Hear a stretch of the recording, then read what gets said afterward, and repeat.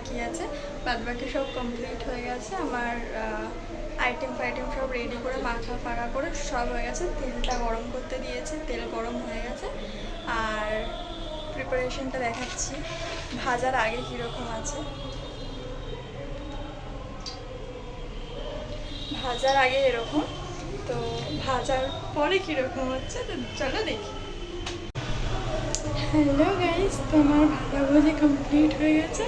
তো তোমাদের সাথে শেয়ার করছি ভাজার পর ব্যাপারটা কেমন হচ্ছে।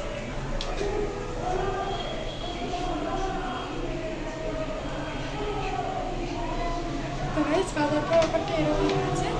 তো বাড়ির সবাইকে দিই, মানে আরও অনেক ভাজা হচ্ছে। তো বাট এইটা একটু ডেকোরেশনের জন্য এরকম সাজিয়েছি। তো মানে ভাজার সাথে সাথে খাওয়া শুরুও করে দিয়েছে, আর আমি এখানে কষ্ট করে ভাজছি তখন। তো দেখি সবাইকে কী বলে। আর আমার না মানে ভাজতে গিয়ে এই জায়গাটা ঠিক এই জায়গাটা গরম কড়াইয়ের তেলে পড়েছিল, আঙুলটা বুঝতে পারিনি, ফসকা পড়ে গেছে।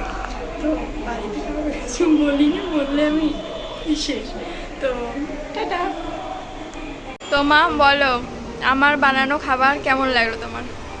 খুব টেস্টি, খুব সুন্দর। তো হ্যালো গাইস, কালকে রাত্রে আমার ভিডিওটা কন্টিনিউ করা হয়নি। আর একটা কারণ, পেটটা ভীষণ খারাপ করছে, এত গরমে রান্না বান্না করেছি, তার একটা হাতে গরম চলে হয়ে গেছে। তো ওই জন্য ভিডিওটা কন্টিনিউ করা হয়নি। কিন্তু পরের দিন সকাল হয়ে গেছে, এখনও ঘুম থেকে উঠলাম, অনেকটাই বেলা হয়ে গেছে, এখন বাজে 11টা। এখন আমার সকাল হয়েছে। তো